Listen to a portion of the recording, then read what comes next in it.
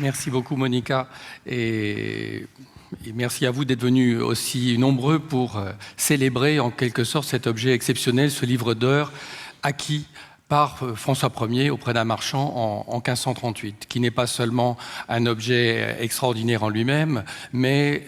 l'incroyable survivant de ces collections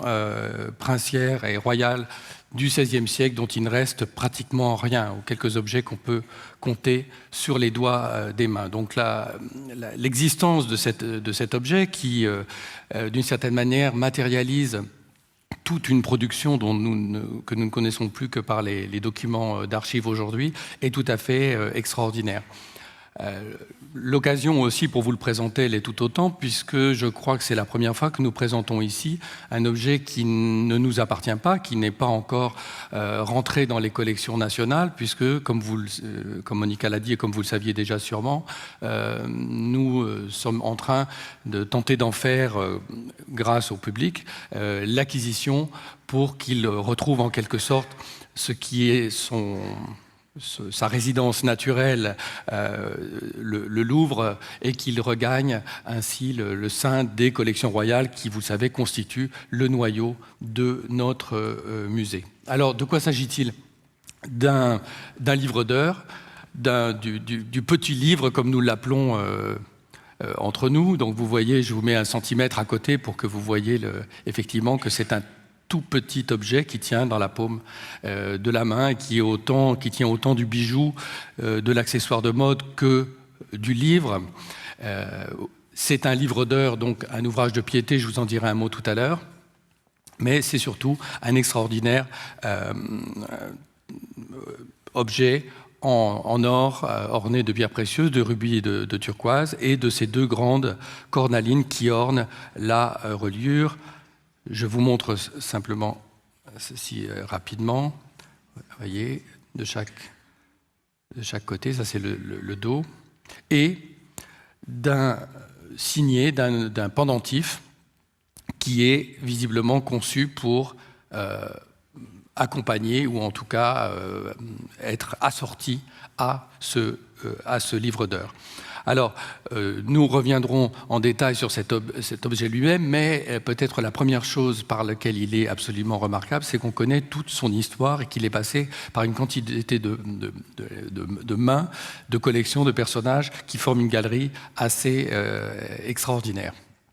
Il a été acquis par les propriétaires actuels, en tout cas la famille actuelle, dans une vente à Londres en mars 1942. Donc sous les bombes allemandes, la vie continue à Londres comme vous le voyez, et c'est dans ce contexte que dans une vente chez Sotheby's a été proposé à la vente ce livre accompagné donc du pendentif. Il provenait, c'était la vente après décès en quelque sorte, de Lord Rothermere, que voilà, qui est un magnat de la presse britannique, qui possédait surtout des journaux très populaires comme le Daily Mirror, le Daily Mail, et qui a eu comme particularité assez sinistre d'être le plus grand et presque le seul supporter d'Hitler en Grande-Bretagne. Ces journaux se faisaient le porte-parole des nazis en Angleterre, et ça allait assez loin puisqu'il a même envoyé un télégramme personnel de félicitations pour l'annexion de la Tchécoslovaquie, donc c'était vraiment des convictions assez fortes. Ce tycoon, comme on dit, a eu le bon goût de quitter l'Angleterre même avant le début de la guerre, et il est mort aux Bermudes en 1940. Donc c'est dans ce Londres dévasté par les effets de cette guerre que ce petit livre a changé de main. Lui-même l'avait acquis à l'occasion de la vente d'une autre collection, d'un personnage également controversé et haut en couleur, qui est Almina Herbert, comtesse de Carnarvon. Alors cette Almina, en fait, était la fille d'une Française, sûrement une aventurière en Angleterre, comme toujours, qui s'appelait Marie Boyer et qui avait épousé un militaire anglais. Mais ce militaire n'était pas son père était Alfred de Rothschild, le directeur de la Banque d'Angleterre. ce qui lui a permis de recevoir une dot absolument énorme quand elle s'est mariée, et évidemment d'épouser le comte Carnarvon, qui avait bien besoin de rétablir ses finances. Elle a été l'héritière, ensuite la seule héritière de cet Alfred de Rothschild, dont je vous dirai un mot. Pour la petite histoire, ceux qui aiment les séries télévisées, Downton Abbey, la série anglaise, est tournée dans la résidence des Carnarvon, qui s'appelle Highclere. Et une partie du roman dont est tirée cette série, en fait, est inspirée de la vie d'Almina, comtesse Carnarvon. Elle est évidemment, son nom évidemment vous dira quelque chose, puisque c'est grâce à son argent et donc à l'argent d'Alfred de Rothschild que Lord Carnarvon finançait les fouilles de Howard Carter dans la vallée des rois, qui ont conduit, comme vous le savez, à la découverte de la tombe de Toutankhamon en 1922. Almina n'était pas présente à l'ouverture de la tombe, à la différence de son mari et de sa fille, mais elle les a rejoints en 1923, en mars, je crois, et en avril, elle revenait avec Lord Carnarvon dans un cercueil pour Londres, ce qui n'a pas dû lui causer un chagrin immense, puisque quelques mois après seulement, elle se remarie avec un homme qu'elle entretenait de toute façon depuis des années, et ce qui a conduit à la vente sous son nom d'ailleurs de nombreux objets qui venaient de la collection d'Alfred de Rothschild. Donc c'est en 1925 que Almina met en vente cet extraordinaire objet. Alors, disons un mot de son père, de cet Alfred de Rothschild, donc, qui est simplement fait une carrière sur la voie royale de la banque. Il est associé à la banque Rothschild à Londres et, par un calcul assez évident de l'administration, nommé directeur de la Banque d'Angleterre à l'âge de 26 ans, un poste qu'il va occuper presque toute sa carrière. Alors, on n'est pas tout à fait certain qu'Almina soit sa fille, parce que, en fait, on ne lui connaît aucune relation féminine hors de cette fille qu'il a reconnue, et il semble qu'il ait reconnu cette fille surtout pour qu'on lui fiche la paix sur sa vie privée. Voilà. Donc, encore une autre couche. En tout cas, c'est lui donc, qui lui transmet cette fortune. Il construit une résidence néo-18e extraordinaire à Holton, où il met sa collection de peintures, surtout de la peinture du 18e, enfin ce que collectionnent les gens fortunés de son époque. Une passion qui lui coûtera son poste, ce qui est quand même assez rare, puisqu'il avait acheté, je crois, un Gainsborough pour une somme importante, mais le vendeur lui a dit qu'il l'avait payé lui-même très cher et qu'il ne pouvait pas lui vendre moins. Alors, Alfred de Rothschild, directeur de la Banque d'Angleterre, est allé vérifier dans les comptes du marchand et a vu que ce n'était pas vrai. Et a commencé à dire partout qu'on l'avait escroqué, que ce type l'avait payé très peu cher, etc. Et évidemment, quand le conseil d'administration a appris cela, ils l'ont mis à la porte. On ne sait pas exactement comment, à quelle date Alfred de Rothschild en devint le possesseur, peut-être directement des héritiers de Horace Walpole. Et là, nous voici déjà au XVIIIe siècle. Donc, le comte d'Oxford, un aristocrate, dilettante, écrivain, l'auteur du premier roman gothique, Le Château d'Otrante, dans les années 1770, et surtout grand collectionneur. À côté de Twickenham, il fait restaurer, amplifier et transformer cette résidence de Strawberry Hill, qui existe toujours et qui vient d'être restaurée, comme vous le voyez à l'image, en style néo-gothique. Donc c'est peut-être un des premiers bâtiments, si ce n'est le premier bâtiment néo-gothique de l'histoire de l'architecture, c'est ce Strawberry Hill d'Horace Walpole, qui dans ce village installe aussi une imprimerie qui va diffuser à la fois ses écrits et des traductions qu'il fait faire de textes d'auteurs classiques, etc. Nous avons une description faite par lui, donc comme une sorte de guide de sa propre maison, imprimée très luxueusement sur les presses de son imprimerie personnelle, en 1774, qui nous décrit le contenu de ce petit château. Et au sein de ces collections, la pièce la plus importante était la tribune. Tribune est un mot qui vient évidemment des offices à à Florence, donc qui est comme le sanctuaire de toute collection. Et vous voyez d'ailleurs que Horace Walpole, qui a conçu lui-même ce décor assisté de divers architectes, en fait une espèce de chapelle, vraiment comme une espèce de sanctuaire, avec au fond cette petite armoire qui contenait les joyaux de sa collection, pas notre livre, mais sa collection de portraits historiques, des miniatures de Hilliard, des Camée, etc. L'armoire qui est aujourd'hui conservée au Victoria and Albert Museum à Londres.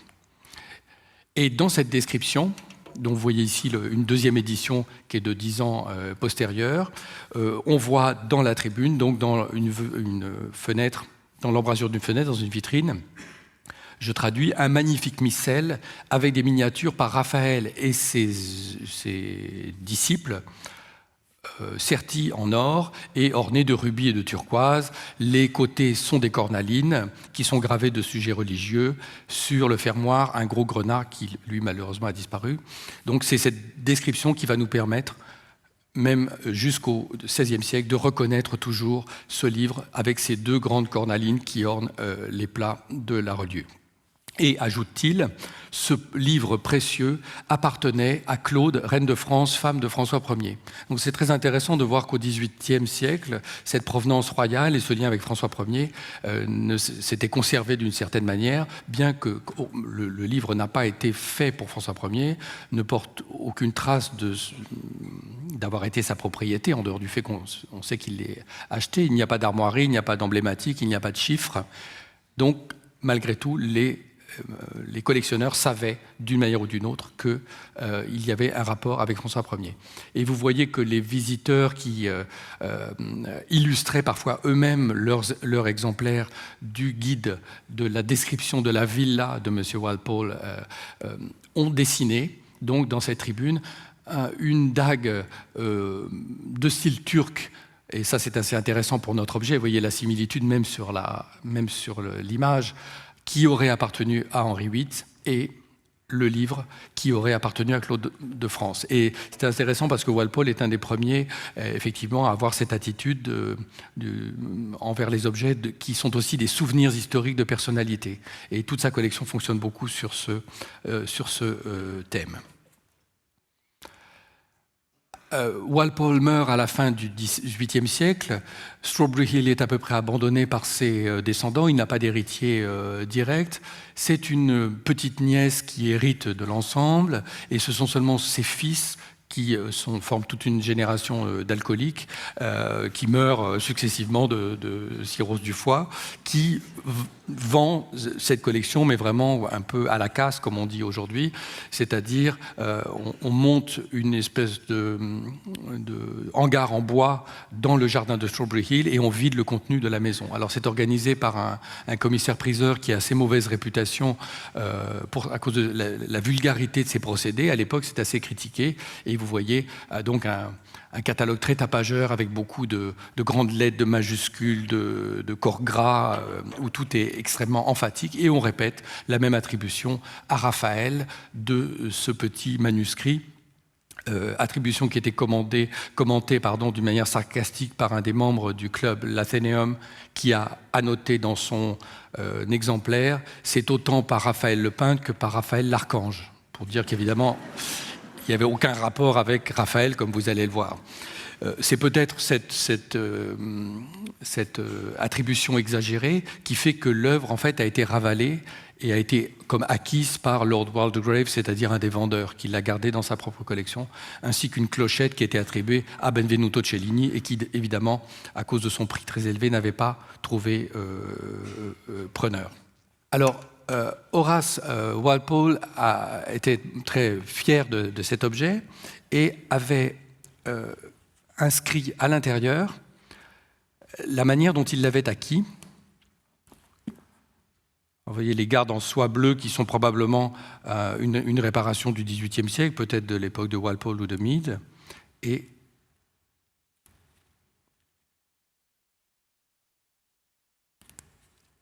ici, donc, cette inscription de la main d'Horace Walpole, en latin, évidemment, qui explique ce que je vous ai lu, c'est-à-dire que ce livre a été fait pour Claude de France, est dû à Raphaël et ses élèves, comme vous voyez la dernière phrase, des Pinxit, Raffaelli, etc., et qu'il l'a acheté à la vente du Dr Mead en 1755.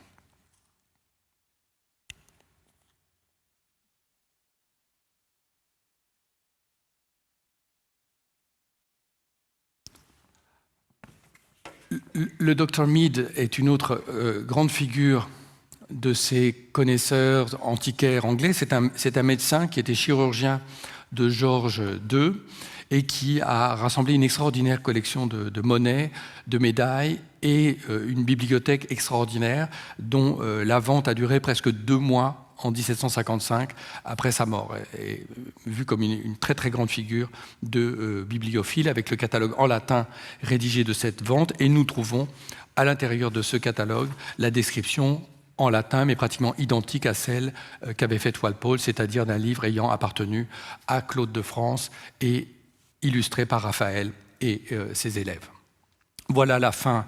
de son histoire anglaise. Et pour le retrouver, nous devons maintenant retourner en France et le découvrir dans l'inventaire après décès du cardinal Mazarin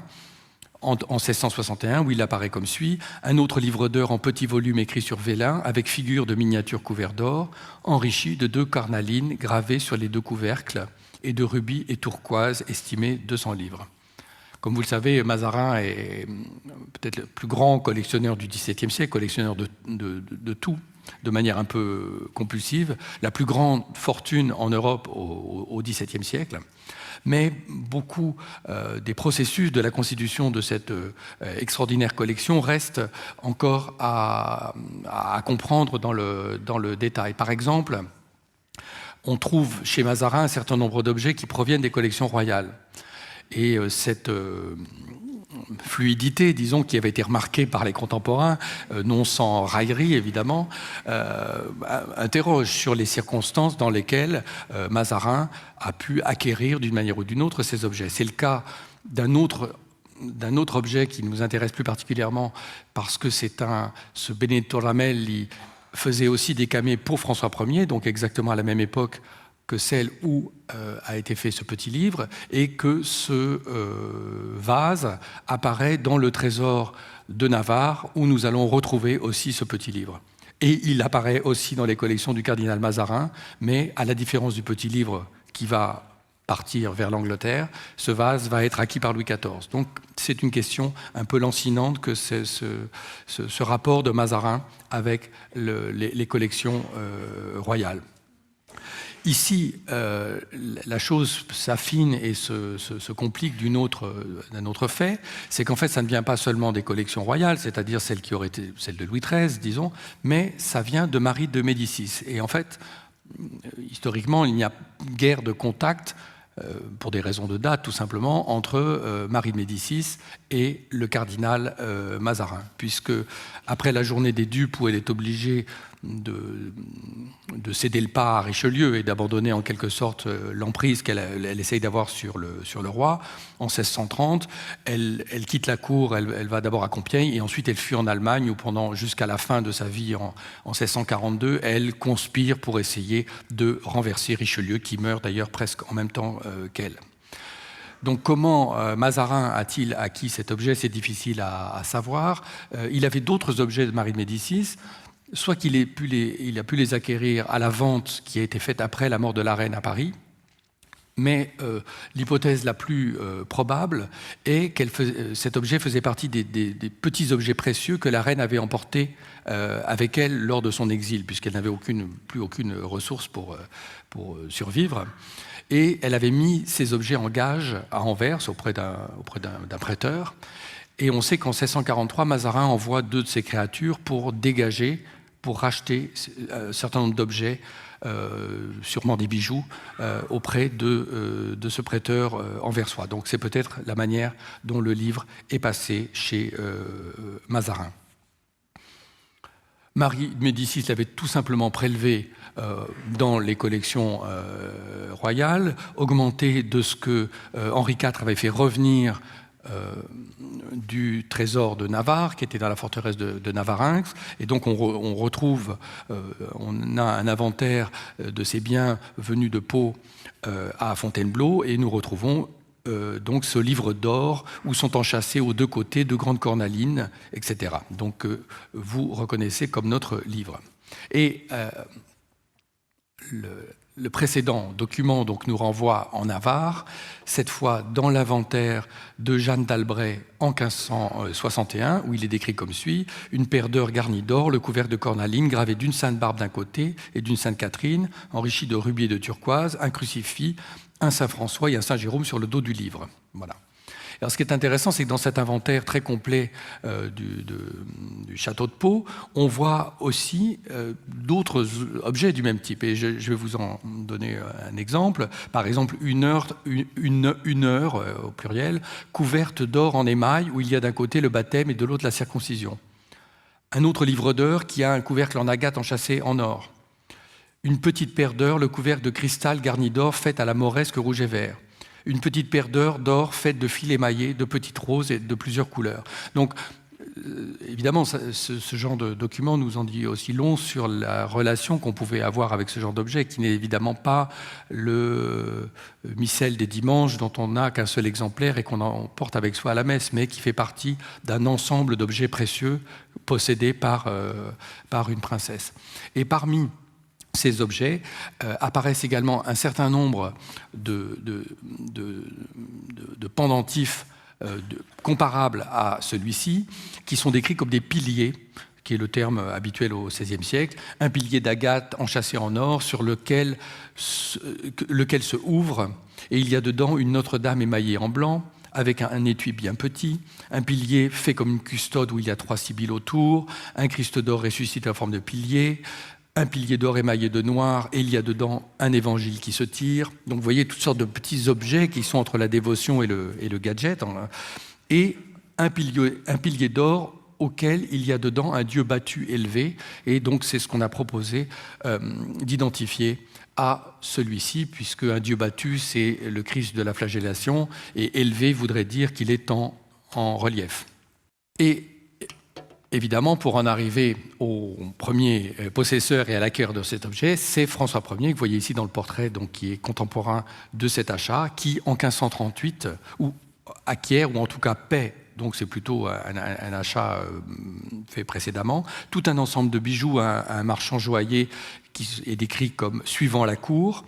tout un ensemble de bijoux, un collier de velours noir orné de rubis, de perles, des chaînes d'or, un miroir d'argent orné de pierres précieuses et de plumes, une chaîne enrichie de perles, des patenôtres, donc des chapelets en or émaillé,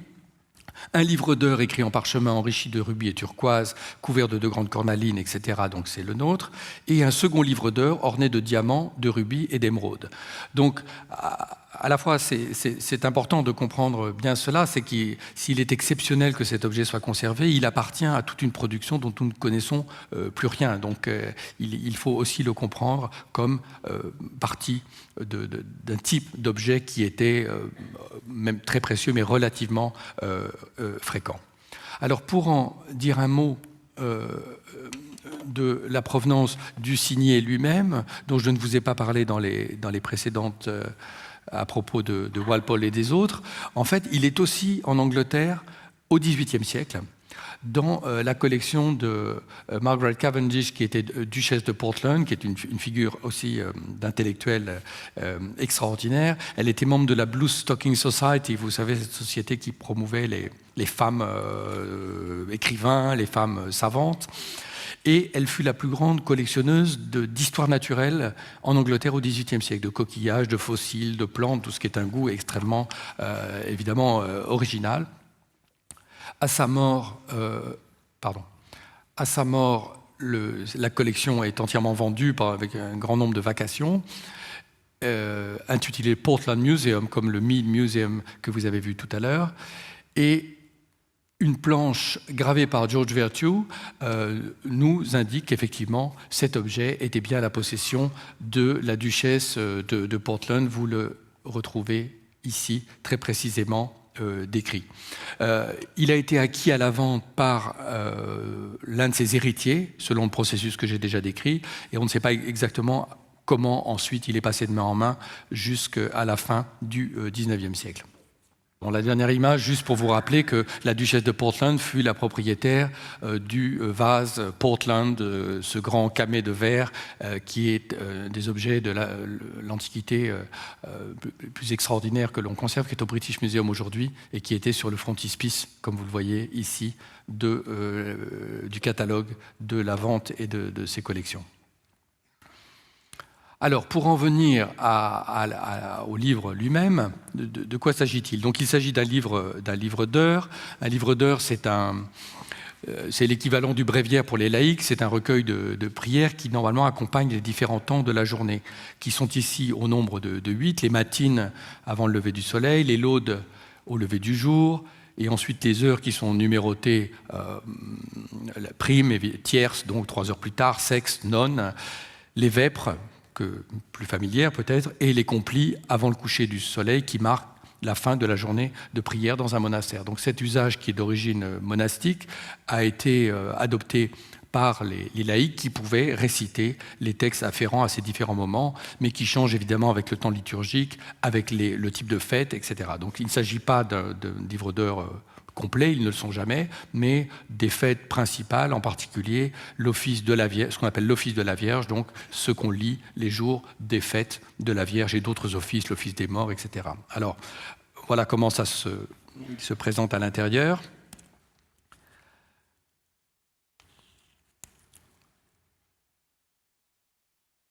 Le livre possède 16 enluminures que vous voyez ici et qui accompagnent le texte que vous voyez à l'écran. Donc, ils sont principalement des psaumes tirés de l'Ancien Testament. À l'intérieur de ce livre, donc, je vous montre ici le détail de cette page qui montre ces anges tenant des armoiries. Et vous voyez que le champ des armoiries a été laissé vide, ce qui va évidemment confirmer ce que nous savons, c'est-à-dire que ça n'a pas été commandé par François Ier, ni fait pour lui, qu'il a acheté chez un marchand un objet déjà fabriqué, et qu'on n'a même pas pris le soin de peindre des armoiries dans cette écu. Alors, pour dire un mot de la peinture de ce manuscrit, puisque c'est aussi pour cette raison, et principalement pour cette raison, qu'il figure à l'exposition, à la très belle exposition François Ier, qui présentée dans le hall Napoléon, c'est en particulier pour ses rapports avec cette figure très importante qui est en cours de reconstruction de Noël Bellemare, ce maniériste anversois actif à Paris sous François Ier, auquel on attribue beaucoup de choses, disons, à la fois parce que son nom remplace des groupes stylistiques qui ont été formés par les historiens de la peinture de manuscrits. Par exemple, là je crois que le rapprochement est tout à fait évident avec cette crucifixion de Londres où non seulement la palette mais cette manière de fermer un peu les figures aux pieds comme ça en fuseau, la manière particulière très délicate, un peu presque velue, dirait-on, de faire les rehauts de couleur claire sur la draperie et ces petits mouvements un peu vermiculés de ces draperies, tout ça se retrouve, je pense, de manière tout à fait comparable, en tout cas, entre ces deux manuscrits. Mais ce n'est pas toujours aussi évident. Par exemple, vous voyez toujours, donc, de mon côté, Saint Jean à Patmos qui ouvre ce livre qui est du style tout à fait comparable au calvaire que vous avez vu. Mais vous voyez ici, dans un autre ouvrage qui est attribué à ce même groupe de Noël Bellemare, que malgré la proximité de la composition, c'est un autre, manifestement, un autre peintre, une autre main. Alors, ce manuscrit se répartit en fait très également entre 3 peintres différents, notre manuscrit, donc ce Noël Bellemare, disons, dans l'état de la connaissance, un deuxième peintre qui est un peintre brouillon, je dirais, donc qui beaucoup plus rapide. Il faut avoir à l'esprit qu'évidemment tout cela est extrêmement agrandi à l'écran et ça fait juger de la qualité évidemment différemment, mais vous voyez avec des types, espèce de gros visages un peu rapidement faits, surtout cette manière d'enrichir la peinture qui est un peu frustre de ces brocards rapides qui donnent à l'ensemble un caractère plus riche que n'est la peinture elle-même. Vous voyez par exemple le rideau qui est orné de ces petites boucles qu'on voit ce peintre tout le temps faire. Un peintre qui est un peu entre ce Bellemare et l'autre, le dernier peintre le plus curieux qui travaille dans ce manuscrit,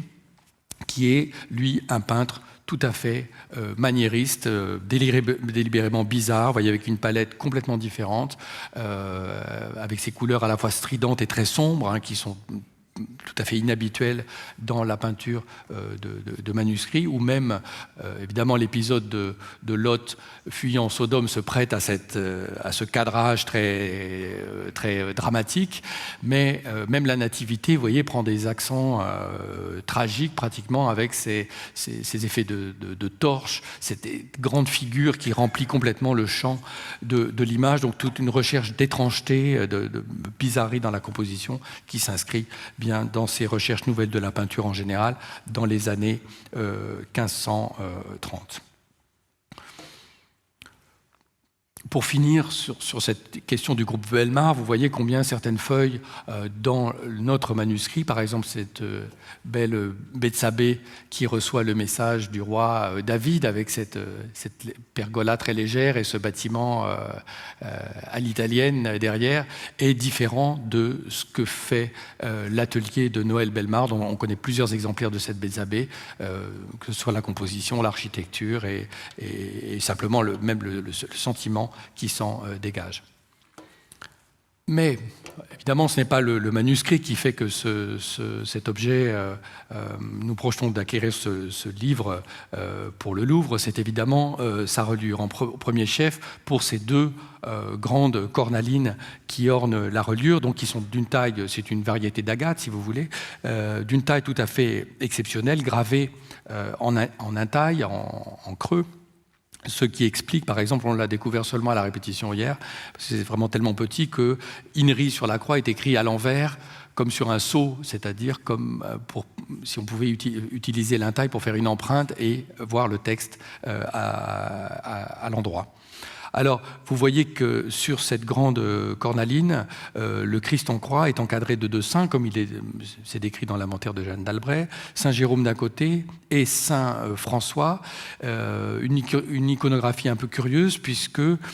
en même temps, le lapidaire a montré comment le saint recevait les stigmates. Vous voyez ces espèces de cordes, ces fils qui vont des plaies du Christ aux plaies dans les mains, les pieds et le côté de Saint François, qui forment ces espèce de forme sinueuse un peu étrange, représente cette stigmatisation de Saint François. Ce n'est pas du tout l'iconographie normale, puisque normalement c'est une sorte de chérubin ailé qui apparaît et duquel des rayons tombent et frappent les membres de Saint François. De l'autre côté, nous avons la Vierge qui trône avec l'enfant sur ses genoux, une petite inscription qui est dans le bon sens, qui dit « Mère de Dieu, souviens-toi de moi », et encadré de deux saintes, Sainte Barbe avec sa tour, ici, et de l'autre côté, Sainte Catherine avec sa roue. Sainte Barbe, Sainte Catherine, Saint Jérôme et Saint François sont parmi les saints les plus populaires de la fin du Moyen-Âge et du XVIe siècle. Et le culte, surtout des deux dernières, de Sainte Catherine et Sainte Barbe, dont les vies sont largement légendaires, vont être bien entamés par la contre-réforme et le Concile de Trente. Mais c'est aussi caractéristique d'un objet qui était fait pour le marché ouvert, en quelque sorte, et pas pour un commanditaire particulier, que de présenter ces saints très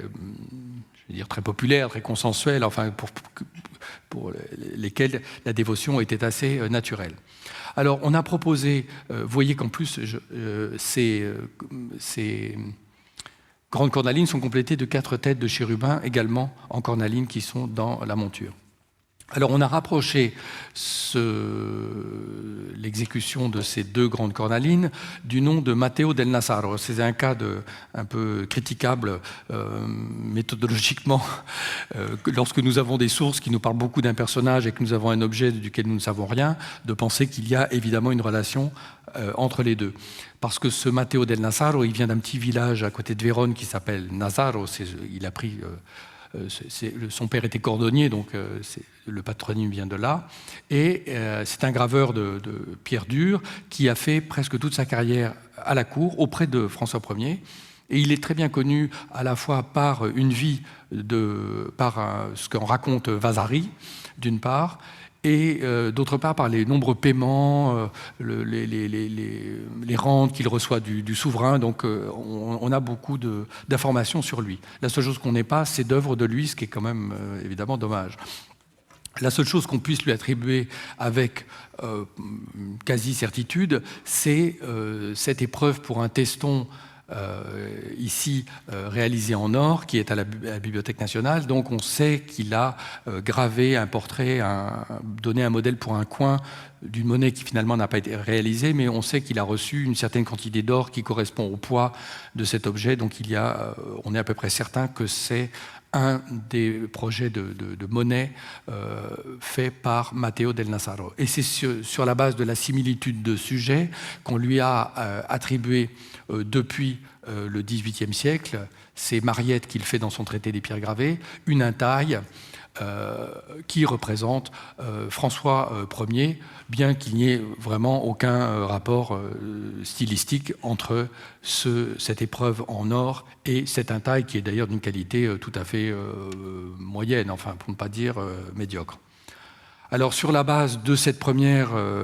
attribution, on lui donne aussi une autre pierre qui n'est pas une intaille mais un camée conservé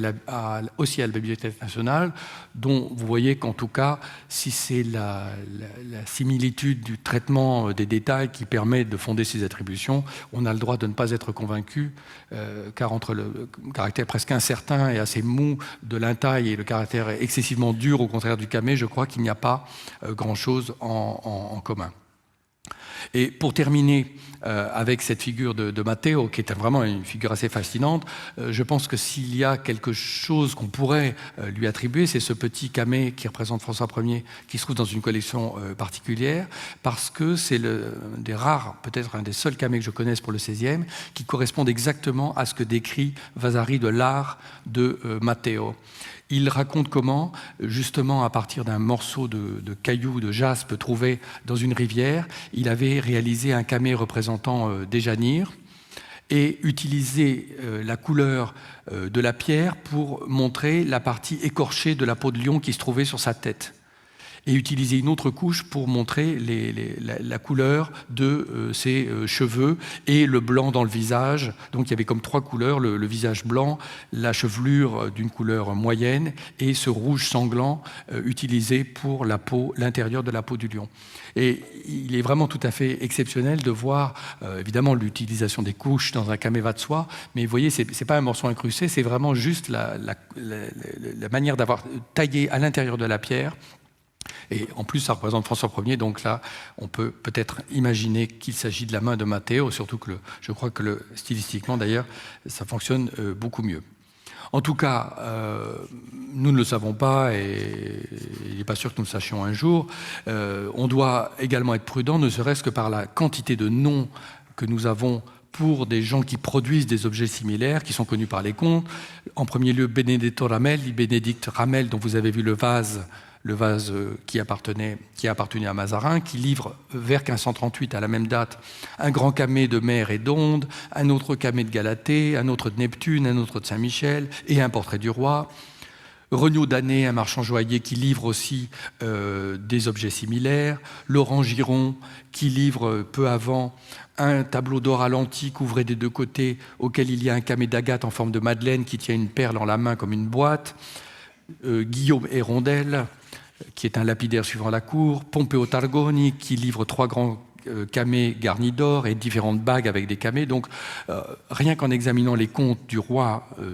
seul, on se rend compte qu'il y a une quantité de protagonistes de la taille des pierres dures, des Italiens, mais pas seulement, aussi des gens avec des noms peut-être français ou flamands. Le dernier aspect de cette reliure, c'est évidemment l'or émaillé orné de pierres, de pierres précieuses, donc des rubis et des turquoises, vous voyez, dans cet effet de pavage, sur un fond d'émail noir. Un choix tout à fait original et même surprenant dans l'orfèvrerie et la joaillerie française du temps et même européenne, puisque la turquoise, qui est une pierre semi-précieuse, en général n'est pas mélangée avec le rubis et n'est même pas tellement utilisée du tout. Mais c'est une association que nous trouvons par contre de manière tout à fait classique dans les objets ottomans. Et évidemment, si on songe politiquement à l'alliance de François Ier et de Soliman à cette date, à la vogue des objets à la façon turque, qui sont d'ailleurs mentionnés dans les inventaires comme tels, un poignard à la façon de Turquie par exemple, et d'autres objets que je ne peux pas citer ici, et vous retrouvez exactement cette même idée, par exemple, dans ce casque daté du milieu du XVIe siècle, mais de manière assez imprécise, qui est à Topkapi, vous voyez, avec l'alternance des rubis et des turquoises, et surtout ce fond émaillé noir, avec ces motifs de rinceaux, arabesques, un peu parfois apparentés à la mauresque, donc qui rentrent aussi dans l'esthétique de ce genre d'objet. Vous montrer un autre exemple, une masse d'armes également conservée à Topkapi, avec la même alternance de rubis et de turquoise, en sachant qu'évidemment ces échanges se font dans les deux sens, puisque autant sur notre livre, le fait que les pierres ne soient pas taillées à facettes, comme c'est le cas dans la joaillerie européenne, ni même polies en cabochon, comme dans l'orfèvrerie médiévale, mais laissées comme des bonbons sucés, j'ai envie de dire, presque bruts, à peine dégrossis. C'est une chose qu'on voit dans l'orfèvrerie justement ottomane, et avec ce type de monture en batte, qui ne sont là encore pas européens à cette date. Mais vous voyez par exemple que sur cette masse de Topkapi, donc un objet typiquement ottoman, la monture des pierres n'est pas une monture ottomane, mais une monture en quelque sorte à l'européenne, avec ces lobes, vous voyez, qui correspondent exactement à la manière de monter les pierres, soit les bagues, au milieu du XVIe siècle. Donc on voit qu'il y a ces échanges d'objets précieux, ces échanges de formes dans ces années du première année du XVIe siècle, et cet objet était vraiment un témoignage presque unique de ce fait qu'on peut vérifier par les sources. Alors, nous savons que François Ier l'achète en 1538, mais pour qui ? Dans la mesure où ce petit livre d'heures, qui par sa taille et son caractère précieux est plutôt un objet féminin, n'était pas destiné au roi lui-même. Alors, les premiers travaux sur cet objet ont laissé penser naturellement qu'il s'agissait de Marguerite d'Angoulême, la sœur de François Ier, puisqu'elle est devenue reine de Navarre, comme je vais vous le dire, et qu'on trouve donc ce livre en 1561 dans l'inventaire, non pas de Marguerite, mais de sa fille, Jeanne d'Albret, au château de Pau. Il ne faut pas confondre cette Marguerite de Navarre avec évidemment la Marguerite de Navarre qui va épouser Henri IV bien plus tard. Avant d'être reine de Navarre, elle était duchesse d'Alençon. Et déjà, dans cette période de sa vie, elle avait associé à sa cour Clément Marot, donc le grand poète protestant, et était très proche des idées de la Réforme, même si elle n'a jamais franchi le pas de se convertir complètement. Elle était proche en particulier du Cénacle de Meaux, vous savez, dominé par Guillaume Brissonnet, qui était aussi l'évêque de Meaux et son directeur spirituel, et qui fit imprimer la première Bible en français, donc dans les années 20 du XVIe siècle. Donc elle est dans ce milieu, évidemment, qui ne paraît pas extrêmement propice à ce qu'on offre à cette femme, un petit livre avec l'office de la Vierge à l'intérieur. D'autant moins que non seulement c'est aussi une intellectuelle, comme vous le savez, auteur de traités à la fois de spiritualité ou d'ouvrages réflexifs, à côté de l'Heptaméron, donc ce recueil de nouvelles imité de Boccace. Et en fait, si nous approchons de la date qui nous concerne, donc nous sommes après son mariage avec le roi de Navarre, Henri II d'Albret, en 1527, après avoir été veuve du duc d'Alençon. Il faut savoir que la Navarre, à cette date, est évidemment un royaume indépendant qui est allié de la France de François Ier. Et Henri II d'Albret avait été un compagnon de François Ier à Pavie. Il n'a pas été capturé comme le roi, mais il a réussi à s'échapper. Et au retour de la captivité, les deux hommes se sont mieux connus à l'occasion de cette campagne. Et c'est au retour de la captivité du roi que la sœur du roi épouse le roi de Navarre. Donc, en 1534, l'affaire des placards. Donc, c'est un texte rédigé par un calviniste qui s'appelle Antoine Marcourt et qui dénonce la messe catholique comme étant contraire aux volontés de Dieu et du Christ telles qu'elles sont exposées dans les Écritures. Vous voyez le titre, « Article véritable sur les horribles, grands et importables abus de la messe papale ». Ce texte, évidemment très polémique, a été placardé, d'où le nom d'affaire des placards, partout dans Paris et dans d'autres villes où résidait la cour, et jusque sur la porte du roi au château d'Amboise, ce qui a fait que le roi a immédiatement procédé à des arrestations et des exécutions, des gens qui ont été brûlés pour ça, ce qui évidemment était compliqué un peu sa politique extérieure, puisqu'il était à la fois allié aux Turcs et il cherchait à s'allier aux princes protestants contre Charles Quint, donc de diviser l'empire de Charles Quint contre l'empereur. À partir de ce moment de l'affaire des placards, qui marque vraiment un tournant quand même dans le développement de la réforme en France, Marguerite quitte la cour, elle se retire en Navarre ou dans d'autres lieux, mais en tout cas, elle a une vie plus indépendante de celle de son frère. Et c'est ce que décrit Théodore de Bèze, donc le grand historien de la réforme française, qui dit justement après 1534, « Le plus grand mal fut que la plupart des grands commença lors de s'accommoder à l'humeur du roi, et peu à peu s'éloignèrent tellement de l'étude des saintes lettres, c'est-à-dire des Écritures, que finalement ils sont devenus pires que tous les autres. Voire même la reine de Navarre commença de se porter tout autrement, se plongeant aux idolâtries comme les autres, non pas qu'elle approuvât telle superstition en son cœur, mais d'autant que Ruffy et autres semblables lui persuadaient que c'était chose indifférente. » Donc la reine de Navarre ne va pas embrasser le protestantisme, elle va soutenir et protéger les protestants qui fuient les persécutions en Navarre, mais par respect pour son frère, ne fera pas de la Navarre pour le moment un royaume protestant, ce sera sa fille qui le fera. Donc, vous voyez que vraiment Marguerite de Navarre ne peut pas être le premier, le destinataire de ce cadeau. Alors, comme l'a suggéré ma collègue Michel Bamenet, c'est plus probable que ce soit Jeanne d'Albret, dans l'inventaire de laquelle nous retrouvons ce livre d'ailleurs en 1561. Jeanne d'Albret est la fille de donc Marguerite d'Angoulême et Henri II d'Albret. C'est la seule descendante du couple, c'est donc l'héritière présomptive de cette couronne de Navarre, tellement importante, c'est un tout petit royaume, mais qui est évidemment entre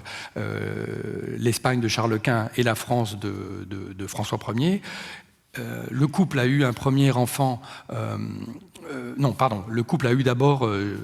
la petite Jeanne d'Albret qui est née presque immédiatement, après le délai décent après le mariage, 9 ou 10 mois après le mariage, Jeanne d'Albret est née à la cour à Saint-Germain-en-Laye. Elle a été suivie d'un petit frère, mais qui n'a pas vécu, et c'était le seul enfant viable de ce couple, ce qui fait que en 1538, la seule héritière du trône de Navarre, et de manière un peu définitive, c'est Jeanne d'Albret. C'est en 1538, elle a 10 ans, donc c'est une très bonne date pour recevoir de son oncle un cadeau digne d'une petite princesse. La mignonne de deux rois, comme l'appelle Clément Marot, la mignonne de son père, Henri II, et la mignonne de son oncle, François Ier. Et si on regarde plus à la loupe ce petit texte de Marot, qui sont une étrenne, donc des vœux qui sont faits probablement en 1538, justement. Il dédie ce court poème à Madame la princesse de Navarre, c'est-à-dire à Jeanne. « La mignonne de 2 rois, je voudrais qu'eussiez un beau petit frère et 2 ans de votre mère, voire 3. » Donc qu'est-ce que ça veut dire ? Évidemment qu'on aurait préféré qu'elle ait un petit frère pour hériter de la couronne de Navarre, parce que le frère peut épouser qui il veut, mais là, c'est qui l'épousera qui deviendra roi de Navarre. C'était très... Évidemment, ça préoccupait beaucoup François Ier. Et pourquoi et 2 ans de votre mère, voire 3, c'est qu'évidemment, elle n'avait que 10 ans à l'époque, donc on ne pouvait pas encore la marier, on pouvait promettre de la marier, et c'est d'ailleurs ce qu'avait fait son père en pensant la marier avec un enfant espagnol, malgré son alliance avec François Ier. Donc le roi de Navarre voulait ménager la chèvre et le chou, et étant d'un côté marié avec la sœur du roi, mais quand même avoir sa fille mariée avec la descendance de Charles Quint. Et donc on ne pouvait pas la marier en 1538. François Ier décide de la garder avec lui à la cour, donc de la soustraire à l'influence de ses parents, à la fois pour cette question de politique internationale et aussi pour les questions religieuses que nous venons d'évoquer. Les parents, Henri II et Marguerite, et la met en résidence en quelque sorte, enfin un petit peu surveillée, cette petite fille, au château de Plessis-les-Tours, donc qui était le château préféré de Louis XI, mais un château un petit peu sinistre apparemment au début du XVIe siècle. Et donc nous sommes en 1538 à la date où peut-être, probablement, Jeanne d'Albret a reçu ce livre de son oncle, donc qui n'est pas seulement un cadeau fait à une petite parente, mais prend un autre sens, évidemment, dans le contexte de ce changement dans la vie de cette princesse. Et quelques années plus tard, après l'avoir gardée sous sa coupe, il décide de la marier de force à Guillaume de Clèves, donc un de ces princes allemands dont il veut se concilier les bonnes grâces. Et Jeanne ne veut pas, et c'est très étonnant parce qu'on a beaucoup de documents écrits même à la première personne, et même si elle est peut-être manipulée par d'autres gens, c'est quand même extraordinaire de voir qu'à 13 ans, elle écrit une protestation le jour de son mariage, que je vais vous lire. « Moi, Jeanne de Navarre, et que voyez et connaissez, je suis contrainte et forcée tant par la reine ma mère que par ma gouvernante au fait du mariage poursuivi du duc de Clèves et de moi, et que aussi voyez comme l'on veut, contre mon vouloir, faire quelque solennité de ce mariage, que je dis et déclare, que je persévère en ma dite protestation faite devant vous le jour des prétendues fiançailles entre le dit duc de Clèves et moi, et autres protestations que j'en ai par-ci devant faites, tant de paroles que par écrit, et que la dite solennité et toute autre chose qui seront faites seront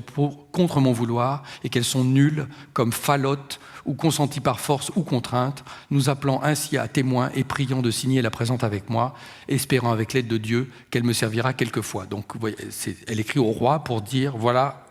elle a écrit plusieurs fois des textes de ce genre. Et effectivement, le jour du mariage qui s'est déroulé à Châtellerault, et qui a été fait vraiment d'une manière absolument somptueuse, puisque on savait que le récit de la fête serait colporté dans les cours d'Europe, et on a dit que ça avait même éclipsé le sacre de Charles Quint à l'époque. Donc il y a eu des tournois, des petites scènes dans les bois avec des personnages mythologiques déguisés, enfin bon, une chose absolument extraordinaire. Mais la principale intéressée n'était pas d'accord, et donc elle a simplement refusé de marcher jusqu'à l'autel. Donc voilà ce qui s'est passé. C'est Brantôme, dans la vie des femmes illustres, donc, qui parle de Marguerite, et qui nous dit ceci. Le jour que Madame la princesse de... Oui, pardon. Je dois dire auparavant que le connétable de Montmorency avait dit à François, qui était contre la faction du royaume de Navarre, avait dit à François Ier que s'il voulait exterminer les hérétiques, il fallait qu'il commence à la cour, et je cite, lui nommant la reine sa sœur, à quoi le roi répondit, ne parlons point de celle-là, elle m'aime trop, elle ne croira jamais que ce que je croirais et ne prendra jamais de religion qui préjudicie à mon état. Donc c'est vraiment ce qui s'est passé d'ailleurs, mais vous voyez les relations, évidemment, Marguerite de Navarre ne pouvait pas ignorer ce fait. Donc, le jour que Madame la princesse de Navarre fut mariée avec le duc de Clèves à Châtellerault,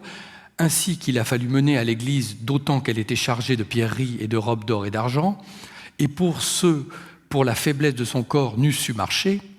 le roi commanda à monsieur le connétable de prendre sa petite nièce au col et la porter à l'église, dont toute la cour s'en étonna fort pour être une charge peu convenable et honorable en telle cérémonie pour un connétable, et qu'elle se pouvait bien donner à un autre, de quoi la reine de Navarre n'en fut nullement déplaisante et dit « Voilà celui qui me voulait ruiner autour du roi, mon frère, qui maintenant sert à porter ma fille à l'église. » Et quand le connétable, sortant de cette épreuve, a dit « ma faveur est terminée ». Voilà, et c'est ce qui s'est produit pour d'autres raisons. Le mariage, comme la mariée était très jeune et très réticente, on a quand même eu la décence de mettre le jeune époux à la porte à la soirée des noces, donc il est rentré en Allemagne, et le mariage n'a jamais été consommé, ce qui a permis de l'annuler en 1545, une fois que finalement Guillaume de Clèves a décidé qu'il ne serait plus allié à François Ier, donc on a remballé la princesse avec l'accord. Et effectivement, après ce mariage, elle épousera Antoine de Bourbon en 1548, qui sera le père du futur Henri IV, à qui elle a transmis cet objet. Elle devient reine de Navarre en 1555, elle devient protestante officiellement en 1560, protestante très militante, et c'est elle qui sera vraiment la cheville ouvrière du mariage de son fils Henri IV avec l'autre Marguerite de Navarre, qui est une petite fille de François Ier. Donc, vous voyez que ce livre qui est comme ça passé de main en main et qui a comme miraculeusement survécu à ces destructions innombrables des collections royales et en particulier des objets précieux, permet aussi d'évoquer tout ce moment particulier de l'histoire de la France au seuil de ces guerres de religion dans laquelle d'ailleurs Jeanne d'Albret va jouer un rôle tout à fait capital. Merci.